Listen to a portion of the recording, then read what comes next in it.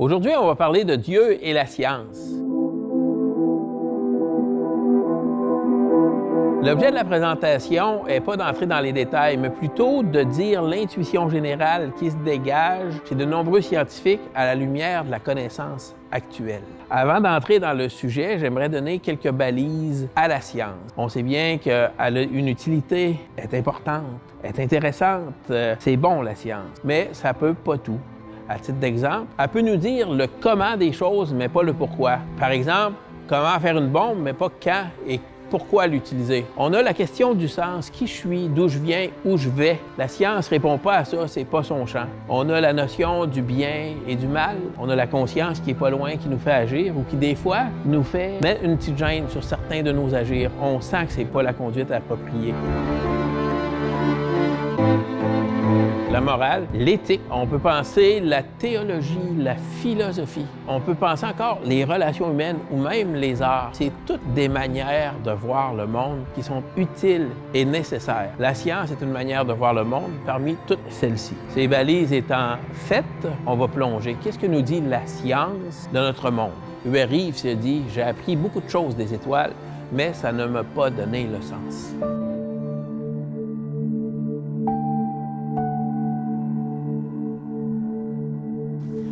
Qu'est-ce que la science nous dit de notre univers?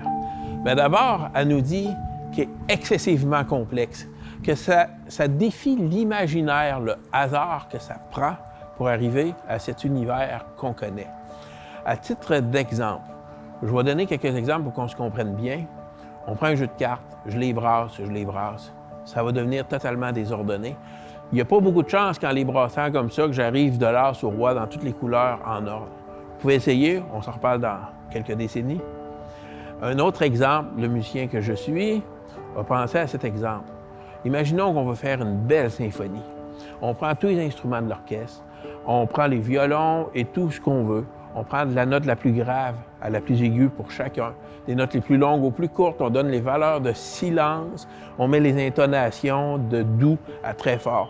On met ça dans une boîte, on brasse, on prend quelques poignées, on tire ça, puis on se dit, on va avoir une belle symphonie. De toute évidence, on va avoir la cacophonie, on va avoir le chaos. C'est normal. Quand on entend une belle musique, quand on entend une belle symphonie, on sait bien qu'il y a quelqu'un qui l'a créé. C'est de cet ordre-là, le hasard, que ça prend pour l'univers. Hubert Reeves, dans son livre « Poussière d'étoiles », il va dire ceci. Il va dire, on prend un singe, on le met devant une machine à écrire, on le fait taper au hasard, puis il faut qu'il écrive toute l'œuvre de Shakespeare sans une seule faute. Essayez d'écrire au hasard un seul mot. On s'en reparle à ça aussi. Alors, c'est tellement précis qu'Hubert Reeves va parler d'une recette d'univers. On a juste à changer un iota d'un ingrédient, et puis il n'y a plus rien qui tient. L'univers, comme on le connaît, n'existe pas. Alors, il se demande qu'est-ce qu'il y en est de ces lois fertiles, d'où ils viennent, comment on peut expliquer leur existence. C'est un peu un mystère. Il s'avance et il parle d'un vouloir obscur, pas dans le sens d'être sombre, mais dans le sens qu'on s'en rend bien compte qu'il est là indirectement, mais on ne peut pas le définir scientifiquement. Il dit que ça a le mérite de parler d'une volonté extérieure à la nôtre. Il va dire « ça veut dans l'univers ». À la lumière de ce qu'on vient de voir, on pourrait dire que ça a plus de sens de croire à quelque chose plutôt que de croire en rien. On peut inverser ça puis dire que ça a moins de sens de croire au chaos et au hasard que de croire à quelque chose. Pour le moment, ce quelque chose demeure un mystère.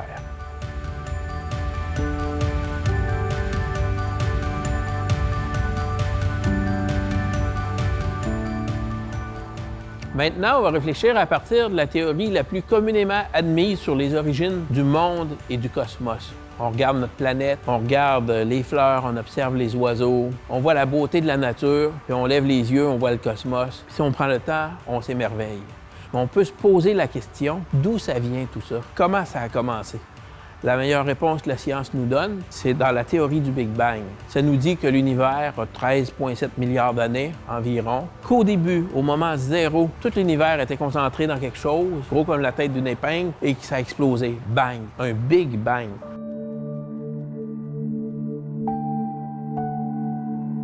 Cette grosse explosion-là, tout était là dès l'origine.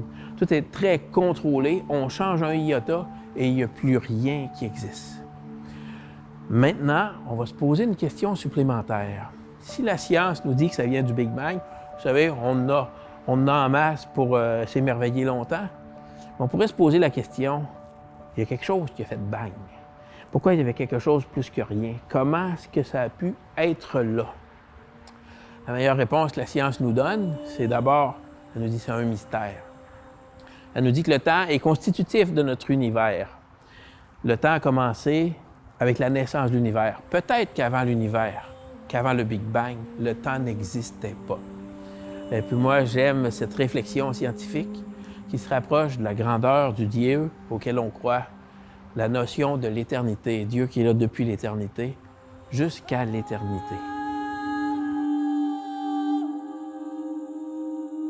Bref, le mystère est tellement grand que ça fait dire à Hubert Reeves qu'il y a une réalité qui nous dépasse, une transcendance bien au-delà de ce qu'on est en mesure de comprendre. Quelque chose qui va nous échapper toujours. Et puis, il va de cette analogie, c'est comme si on voudrait apprendre la géométrie à un chat. Je termine en disant que ce mystère des origines est très grand.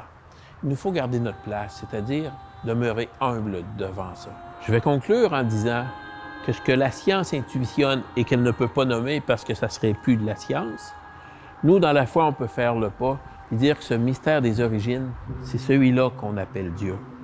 Un Dieu qui s'est révélé dans l'histoire du monde, qui connaît chacun par son nom et qui nous aime.